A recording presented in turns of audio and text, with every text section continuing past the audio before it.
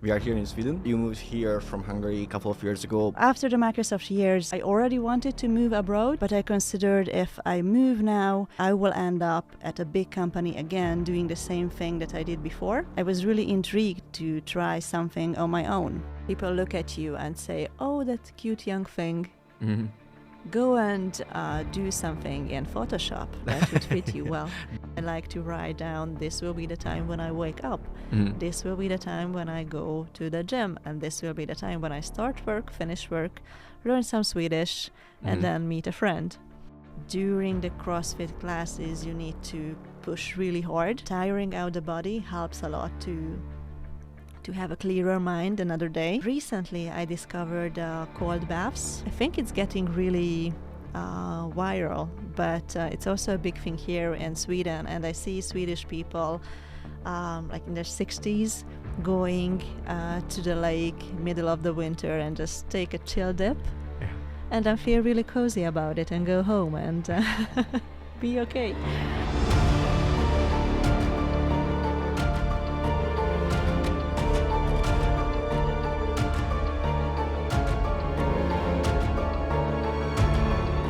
Hi everyone, welcome to the Folder Pattern Podcast. I'm Csaba Huszka, Go Backend developer, and my today guest is Vilté Székely, HR expert and co-founder of the Nordconn Sweden. Thank you for joining.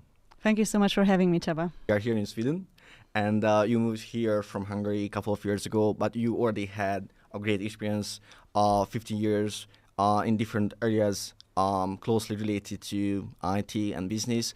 And I think many people would be satisfied with that career you already had, but you decided to move here to Sweden. And can you tell us why did you make that decision? Why did you choose Sweden? And what were the main challenges you had during that journey? Mm. Yes, of course. When you say 15 years, it sounds like such a long time. I feel so old, but I started my career early, actually, during my university years. Mm-hmm. So it just added up. And I always worked in the tech area, I would say. I started with Telenor, and I spent a bunch of years at Microsoft, which was really techy. Mm-hmm. Of course, connected to my studies, but I was always more interested in the business side.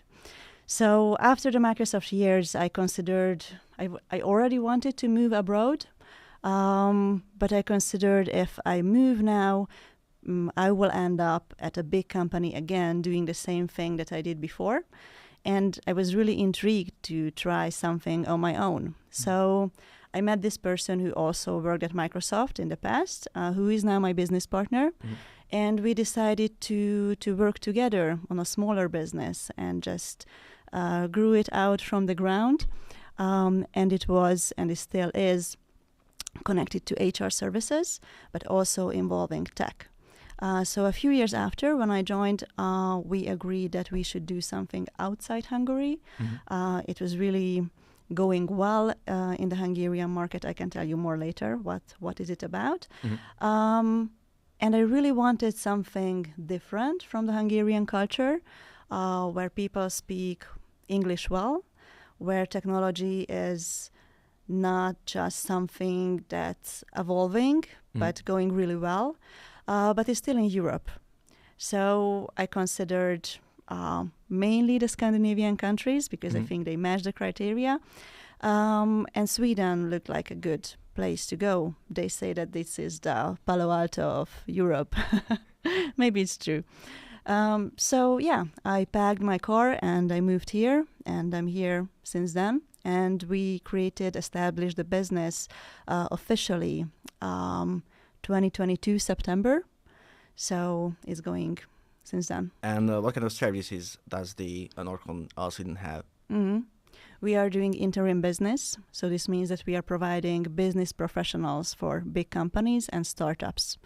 Startups are a really big thing here in Sweden. There are a bunch of companies who are starting out, getting investors, and they also growing well. So they are getting to the scale-up phase when they don't need to fight for every day anymore. They already have 100, 200 employees, let's say. Mm-hmm. But they still want to grow. They still want to do new things, maybe build new areas in marketing or in sales or in tech or maybe in reporting. And they need someone to help with that. and maybe they don't want to hire. I think that's pretty common, that you don't need to hire someone who is super expensive, but you just work with an interim person for 6 months, 12 months, as a consultant or as a contractor in your business. So this is what we do. And with the background of HR, so in Hungary we do a lot of HR services, recruitment, performance management, onboarding, and so on. With the background in recruitment, we are really able to find good people within Europe and move them to Sweden, or even if they already live in Sweden, then find them a good fitting project. All right, so you are hiring people in Europe and then to IT companies to Sweden? We have, we call it a pool, like an expert pool.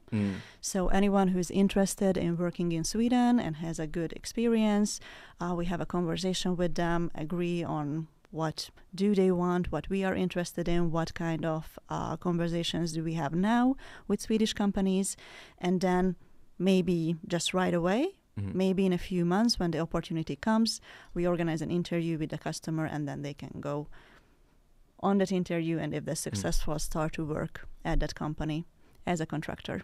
If someone wants to, live in Sweden and want to, like a junior, for example, who just really started off their career, what kind of skills do they have to have, in order to have a chance to, get in that interview? Yeah. I think it's really important to be confident with yourself and to know what are your skills, because we are not working together for years, right? We will have a discussion with you and we will ask you what are you good at and what do you want to do. And we are also doing different kind of tests, which are about personality, about cognitive skills, and so on. So we have a pretty good assessment about you when you want to work with us, but you also need to know what you want to do. And I think to be able to work as a contractor and to jump in to a company for an interim term, you need to be a good problem solver, you need to be very proactive, and you need to have good communication skills. So for example, if someone is, they have a good knowledge in programming, but they don't dare to ask questions and they get frustrated really quickly, it's maybe not going to be a good match for them, because they don't really have the time, what employees usually do to, onboard for 6 months, let's say, right? You just go, you have your cozy coffee time with your colleagues, you learn the business and so on. This is not the case when you are a contractor. You have to be able to jump in and do the work and show your skills very quick, because the customer will judge you based on that. But once you did that, it's going to be better, because you can do interesting things, take ownership on projects that maybe you won't be able if you work there as an employee. They have to work in IT dominantly, or not necessarily? Not necessarily. I would say IT is a good area because it's quite international, let's say. But of course, we are also looking at business-related projects when it comes to financial metrics, let's say, or maybe HR. But for HR, you need to know how it works in Sweden. So probably it's better if you already live in Sweden and did some work with Swedish HR. So also tech, but not only tech. And for example, graphic designers, or if somebody want to do like a video editing, for example, would they find like opportunities here in Sweden? At some companies, yes. That's not our main profile, I would say. It's more like business revenue generating roles. And this role, like a graphic designer, probably can find a good fit at marketing departments. But we would more go for a marketing manager, let's say, who organizes what needs to be done. And then they will hire a graphic designer. So think more about business roles, managerial roles like a project manager, or maybe in tech, which is business related, like a business analyst, right? Who is talking to IT and also talking to the business stakeholders to decide what kind of technology they need to improve or implement and so on. So more on this side. Hi, let's take a quick break from our podcast. Thanks for listening to this episode. It's going to be a great one, so make sure you stay with us till the end. As I said at the start, I work as a software engineer. I've been doing this for almost 10 years. I build modern responsive applications. If you need such a product or you want to improve what you already have, let us know. You can get in touch through our website or on LinkedIn. And now let's get back to the podcast. Here in Sweden, the startup company is more active compared to Hungary. Is that true? Yes, I'm comparing it to Hungary and I would say Central Europe, probably. It's a really big market for investing, and also I would say in different kind of areas, maybe not only in tech, but I see many young people doing their own clothing lines or makeup business and doing really well on social media. So I think there's a big culture for that here in Sweden. And what should for example, Hungarian startups should improve? What do you think? Or the Central European startups, what should improve in order to, being able to kind of like challenge the Sweden market? I think the mindset that a Scandinavian leader has is the test and adjust. When you want to improve and you want to move forward, you need to make certain investments. And it's a really tough decision to make because when you are small, your assets are limited, right? Yes. You have probably a small budget, but you still need to make decisions. Yeah, stressful. It can be really stressful, yes. And here, I think leaders are really good at making quick decisions like, okay, this area of tech seems really interesting. I will make an investment here and then see how it works for my company. And then they try it out. And if it works, that's great because you can grow super quick. If it's not working, then you are able to make a quick decision and say, okay, I don't want to do this anymore. Let's stop and let's do something else. Compared to Central Europe, I think people are more careful. Probably it's because the assets are more limited, right? If you get an investment, maybe it's smaller, or it's just in our culture to be more careful. And the decisions are slower in that way. So this is a big difference. And you need to be able to invest, but you also need to be able to make a super quick decision like, this is not working, let's move on, let's forget it. And it's not like lost money, but I made an investment, I learned from it, and now I will move forward. Yeah, so that's learning. It's not losing money. It's more about learning. Exactly, getting experience. We kind of get a limited market too. I have to agree. You need to open up your market, and you need to be able to sell outside your country, right? Internationally. And here, maybe even your investor is in the US. So it's easier to reach out and to sell your product in an intercontinental way. And in Hungary, in many cases, it still stays in the country, at least from what I see. And it's much harder to grow and show yourself, to be more visible in an international way. But it's always worth a try. My business partner always says that in hard times, you have to run forward. So just do the investment, just make a decision, and go for it. Yeah. Right. So you mentioned that here in Sweden, it's very common that startup companies, especially startup companies, hire people through contract rather than hire them as an employee. So what kind of changes it can have? Because I know for sure in Hungary, for example, lots of people kind of are afraid of being as a contractor. So because they kind of like are afraid of losing a project, or they are afraid they are going to have like a huge gap between projects, and they kind of like prefer being an employee. So is it a challenge here, or it's not? Good question. I wouldn't say it's an easy business, and you have to set up your mind for it. And the contractor business is always has its benefits and challenges, right? So when you're a contractor, you are more free. You can work at different companies. I think 1 year of experience can count as 2 or 3 years Mhm. when you're a contractor compared when you're an employee, because the pace is much faster. You need to sell yourself every day, so you will deliver a higher quality job. And also after a time, you will move forward to another company and do the whole thing over again. So yes, it can be for some people more stressful, but also I think more rewarding, because you can learn a lot, see a lot, meet lots of people, different mindsets. Compared to someone who is an employee and works for 8-10 years, or of course these days it's usually less, but still you work in a culture, and sometimes people tend to think that that's the norm. Maybe that's everywhere. But if you work at different places and you change your workplace often, you will learn that no, there are different work cultures, there are different people, there are different situations that you can experience. So I think that's a huge benefit and really interesting. But of course, you have a different contract. It's always much easier to get rid of a contractor.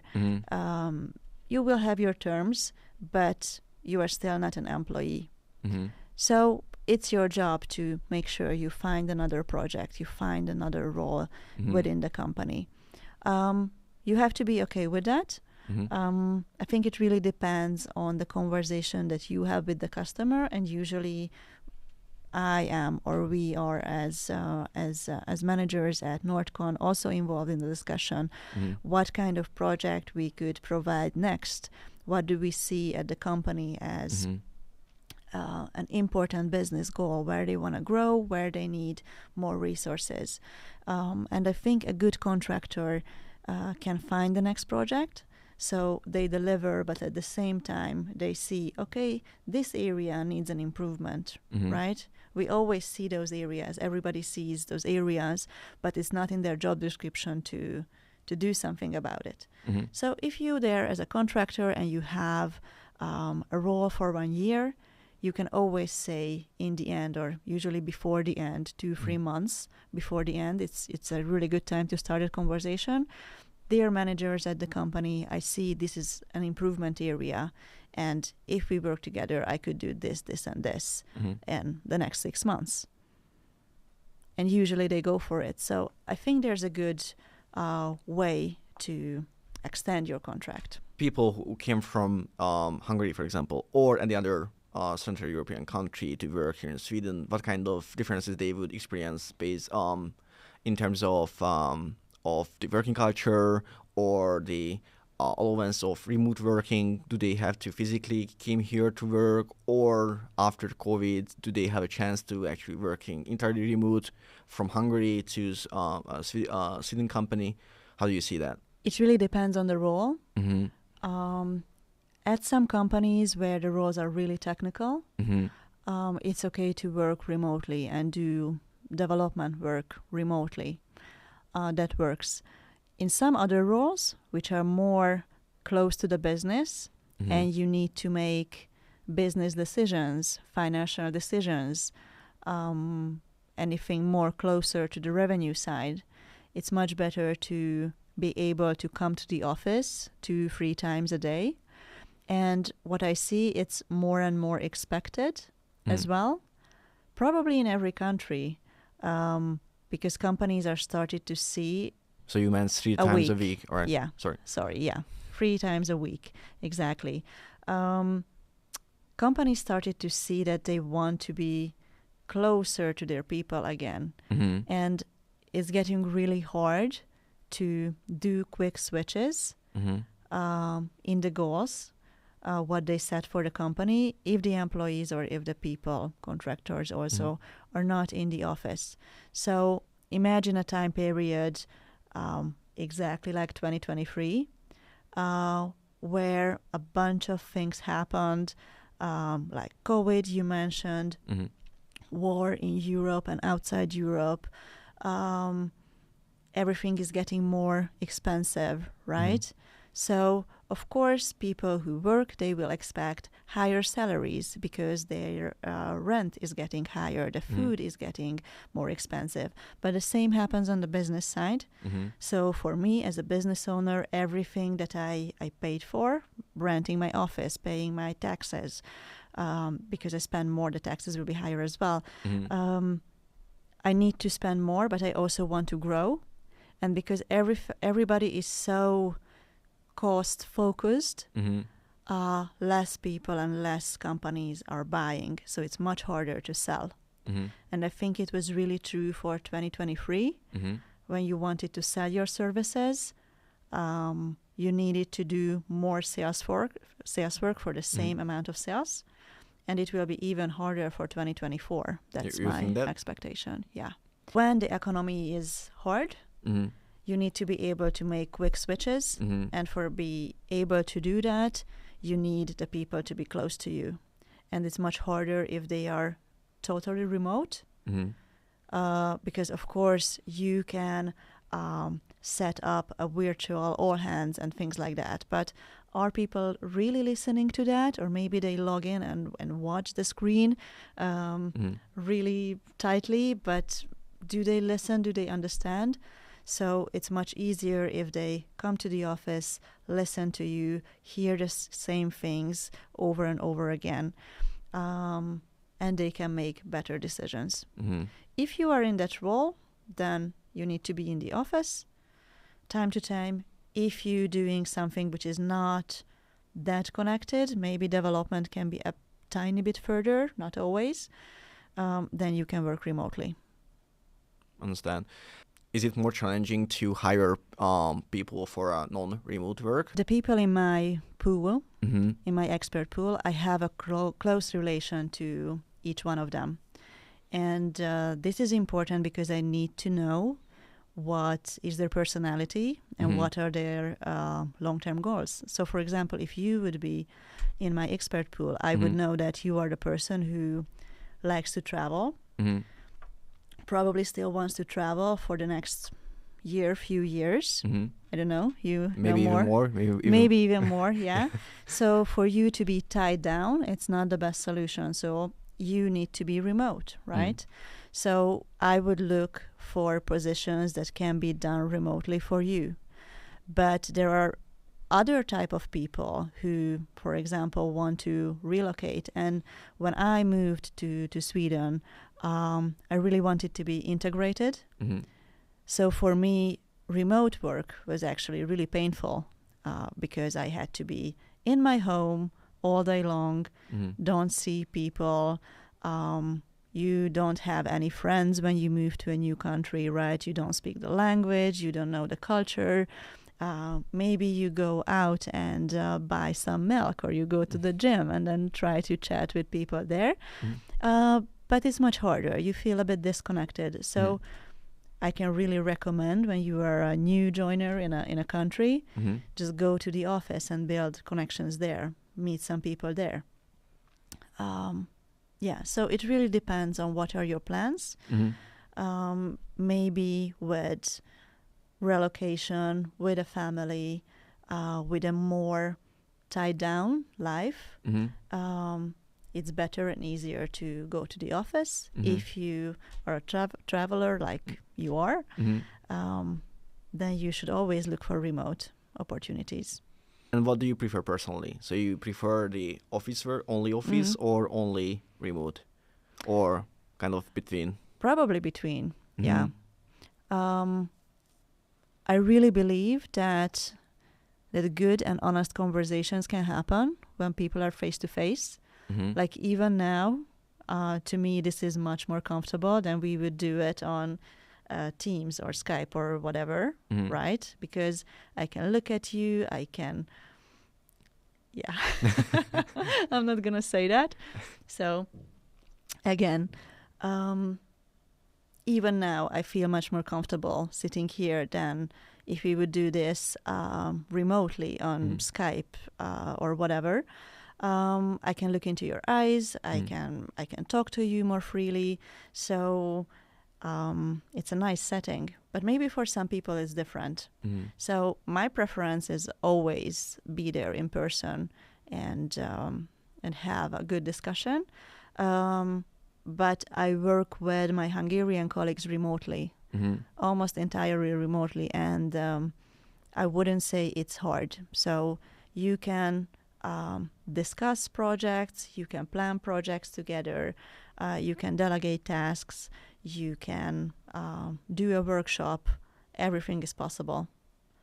It's just only about the personal relation and what do you feel is more connected to you. Let's switch the topic a little bit to diversity in IT. And I think it was kind of like a hot topic for years. And I wanted to ask your opinion, your personal opinion about that, because you have a great long experience already, and you've been working with engineers. And even though you didn't write code, but you formed a product, you architect a product with engineers, and so your role and your opinion was always important in the product, the journey of the product. So, did you ever experience any kind of discrimination because you are a woman? Yes, but that's not the point. Last year, I was invited to a different podcast. Mm-hmm. It's called Digitális Benfentes. Mm-hmm. And the host there, his name is Peter, he asked me the same question. And I told him, let's not talk about this topic because it's super sensitive. Like, women get offended, men get defensive. Mm-hmm. It's just too hard to talk about this, right? Mm-hmm. Who is right, who is wrong? And I think nobody's right and nobody's wrong. And we have to separate the work situation from the situation when it gets really serious, Mm-hmm. like issues with families, abuse, and things like that. Mm-hmm. This is not the case normally, hopefully, at the workplace, right? Mm-hmm. So it can be tough, and I can only talk about my personal experience. Yeah. I think you need to grow up. It's a weird word, but if you imagine being like super young at the workplace, maybe 20 years old, you don't know anything or you don't know much. And this was me when I started my business. I was 20-something. I was really eager to work, to be successful with my team, to do great stuff. I had a purpose. I wanted to do important things. Mm-hmm. And there were 40-something guys, right? So it's a huge gap. Mm-hmm. Can you really be a group? Can you really be included? Mm-hmm. And I think it's a work from both sides. So one side need to open up and include the other Mm-hmm. person, and the other side needs to chill a bit. Mm-hmm. Just not everything is about you or against you. Mm-hmm. Just get through it and do the job. And I know maybe this is not a popular opinion because, yeah, it's a tough business. But for me personally, the best solution was just to do my job and go with the flow and get more confident with myself. And once you're confident and you can stand up for yourself and you can talk about your work in a confident way, people will notice that. And it is the same as people will notice if you are not confident with yourself, if you are maybe naive a bit or you get embarrassed, they will react to that as well. So this is what I have to say, just to learn to be confident and move on and don't get everything personally. What do you think? Why we have very few women compared to men working in IT? I think we are still like human beings, and we want to be a part of the group where we really belong. All right. And probably a professional interest is not enough for that. So if I want to be an engineer, and this happened to me actually, when they wanted to move me to a different team. And in that team, it was an international team, but it was a group of 50-something guys doing really hardcore tech. And I was in my 20s, and I thought, do I want to get into hard conversations every day? Do I want to fight for my own voice? Maybe not. Maybe I want to be part of a group where I can be treated as an equal. Also, do they fight for us a solution? Like, so what we do is in the team sometimes it happens, of course, rarely, but still could happen when we argue for a solution. So, like, different people have different ideas, different designs, and they argue for that which should be implemented. So that this is what you are referring to when you say that they were like fighting every day, or you refer to something else. Yes, but I don't think it's a rational thing. Oh, I think people look at you and say, "Oh, that cute young thing. Go and do something in Photoshop. That would fit you well." That's different, yeah. And I don't say it's everywhere. I really hate to say that. But there's a fear, right? And the fear is enough to stop a person from taking it over. Or there are a bunch of videos on YouTube where you see female gamers, and then they put on clips and the comments what they get from guys when they realize there's a girl on the other side.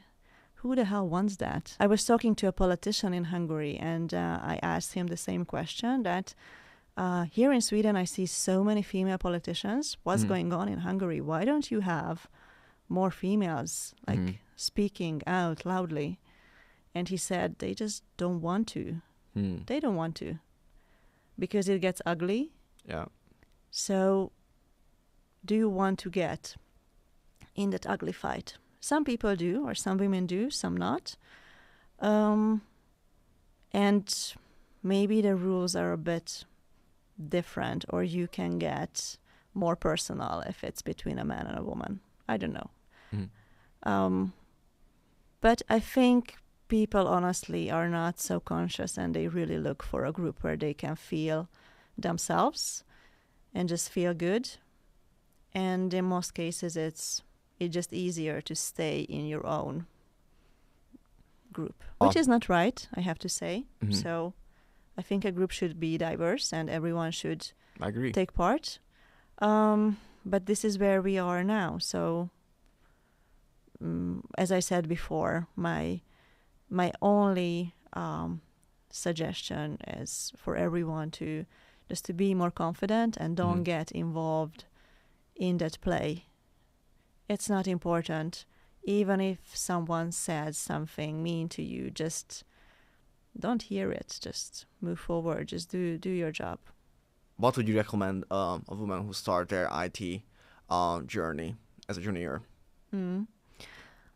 I would recommend to women, men, everyone who starts and doesn't feel included, just to focus on the work and don't play along with weird social games. That's not the important part. And if you don't feel comfortable, just set your boundaries. Just tell what's okay for you and what's not okay for you. And don't get offended. Don't go home and be sad and get anxiety about how people talk to you, because you also need to understand that the intentions are usually not bad. People just don't know what to say or how to say it. So focus on what's important to you, set your boundaries, do your work, and you will get more confident, and then it's not going to matter anymore. All right. I think it's very helpful. It's going to help lots of people who are listening to this episode. Let's talk about the future. So, what's your plans? Do you want to stay here in Sweden, or you plan to move, or you want to move back to Hungary? What are your plans regarding that? The future. Now I'm really focusing on the Swedish business. So that's my main goal, to make that stronger, make that grow. And me personally, I really have a good life here. Mm-hmm. So my mom is from Lithuania, my dad is from Hungary, and when I was younger, I always felt like a Hungarian. Yes. Maybe because I felt close to my dad, and there was a bigger part of the family in Hungary. But how I grew up and the time passed, I realized a bunch of areas that I needed to discover. That was probably coming from my mom and from the Lithuanian background. That I'm really interested in the north. Mm-hmm. And in that culture, and I want to learn more about it. And I really enjoy it. I enjoy the food, I enjoy the nature, the weird weather conditions, everything. It's a nice place to be. Occasionally you move or visit Hungary. And when you came back, do you kind of do you feel like you miss Hungary? I miss my friends. Mm-hmm. And there are a big group of people who I really love, and I try to spend time with when I go back. And that's the only part, I would say. Mm-hmm. People usually ask me that, and I think everyone who moved to another country gets this question. But when I moved, I really decided that I want to come, and I want to be here. And I always spend time with people who also have the same goals. Mm-hmm. Like, there are a bunch of expats who move here maybe for financial reasons, and then they are really unhappy with the country, Sweden or everywhere else, saying that, oh, this and this is a huge problem, and I don't like it, that it's always dark, and the food is so plain, blah, blah, blah. And that's a really toxic mindset. I would say it doesn't help you to be integrated or to feel at home. And I really wanted to feel at home. So for me, it was important to find a good apartment that I really like, and to go around, to know the area, to know the street, talk to some people in my building, talk to some people in the stores, like to understand, like when you are home, right? You know the cashier who works there every week or every day because you go there and you buy your milk and things like that. So I think this is what you need to do. And just put the negative aside, at least for a few years, until you feel really home. If someone told you that you can move back to Hungary and you are going to have the same success or even more back in Hungary, would you say yes? I would stay here, just to give you a short answer. And the reason is because I like the international scenery. All right. And I also started to plan my life here. It's not a secret. I'm 35. So beside the business, I'm also thinking on building a family, just to settle down. And I think it's more easy to do that in Sweden. Probably the culture as well, also the work culture. Many people go on long parental leaves, and that's totally normal. And then you can go back to your business and continue. And even with my own business, my goal is really to be able to create something that can work on its own. Of course, some operations need to be done, but that's also something where you can have people for it, right? And once you have a good established base, you can take a break from it and build a family, and then just get back to it. I really see that it's possible here. So as you're discussing your career and your experience and you own businesses, so I think you must be a very busy person. How does your work-life balance looks like? Good question. I like to plan everything. All right. because it can pile up Mm-hmm. and then it gets super painful. With the work and like personal administration, we all have that, and Mm-hmm. your chores and everything we need to do. And I also want to be healthy and social, and I have a dog, and sometimes I need to travel back to Hungary and meet people there, which is Mm-hmm. usually really hard. My evenings are always booked because I work during the day and then I meet some people. So I'm exhausted when I get back. So normally I like to plan my week Mm-hmm. and try to fit in a bit of everything. The dog part, the Yeah. health part, the workout part, and the work part. Mm-hmm. And of course the social one, because without that, it wouldn't make any sense. Mm-hmm. So you need to do that as well. And actually, I have this weekly calendar. Maybe it sounds lame, but I do that, and I Mhm. like to write down, this will be the time when I wake up. Mm-hmm. This will be the time when I go to the gym, and this will be the time when I start work, finish work, learn some Swedish, and then meet a friend. I would say I can follow that plan, like Mm-hmm. 70%. Not always, but it doesn't have to be perfect. Mm-hmm. It's just good to know what I need to do and what I want to do, so I can have a good combination of all of it. We started CrossFit together, or at Yeah. least I started CrossFit, and you were already doing that. And I think it was a really, really good match with the heavy workload, Mm-hmm. because during the CrossFit classes you need to push really hard. Mm-hmm. And tiring out the body helps a lot to have a clearer mind another day. Probably there's some science behind that, but I think it works quite good. And recently I discovered cold baths or cold exposure, Yeah. which is, I think it's getting really viral, but it's also a big thing here in Sweden. And I see Swedish people like in their 60s going to the lake middle of the winter and just take a chill dip. Yeah.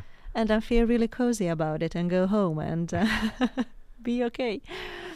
So I started doing that, and we will do that together tonight, right? Yeah. That's Really. the plan. Yeah. It has been always the case here in Sweden, or it just because I've seen it's kind of like a hype around that. Yeah. But the technology and the ice bath, the technology obviously existed because you need just a cold lake for it. So in here in Sweden, that was always like a cultural thing, or like kind of a thing that people did during winter, or. I don't know the exact history. Maybe it's Mhm. better to ask a Swedish person, but I Mhm. know that in Finland especially, almost every home or every holiday home has a sauna. And then they just dig a lake into the water because it's usually frozen. And then they do these switches, going to the sauna, having a cold exposure in the snow or in the lake, going back to the sauna. So it's a thing. Mhm. And I would assume that this is a quite old thing, because you have the tools that you need, right? And you also have a long, cold, dark winter where you need to do something with yourself. Yeah. So it would make sense, but let's check on the history of that. All right. Do you think that is it easier to be healthy and fit, stay healthy and fit here in Sweden? From my experience, there are a few things. Mhm. Lots of gyms for sure, at least in Stockholm. Maybe outside Stockholm or outside the big cities, not so much. Mhm. I don't know about that. But if you live outside a big city, you need to be more active anyways, Mhm. for the traveling or for your farm and so on. Mhm. Also, I really see that the food, what we have in Hungary, right, is full of fat, full of carbs, Mhm. not so many veggies. You choose pork instead of chicken, Mhm. right? In traditional Hungarian food. Yeah. Here you eat more vegetables, more fish, more potatoes, and much less seasoning, Mhm. maybe salt. So that can be cleaner and easier in the everydays. But I also think when it comes to pastries, an average Swede eats almost every day a pastry. There is this cinnamon bun. And I think the statistics show that almost around 360 something, so almost every day, it's for the average person to eat. So, but maybe you can burn it in the cold, so that's easier. The main difference what I see, if I think about my parents, and especially if I think about my dad, I don't know how was it for you, but what I remember from my dad is, I don't go to the doctor like ever, only when it's super, super serious and like really painful and I can't move anymore. Yeah, the same, yeah. The same, right? So in a weird way, that's in the culture, and a bunch of people in the older generations are like that. And we still own that mindset.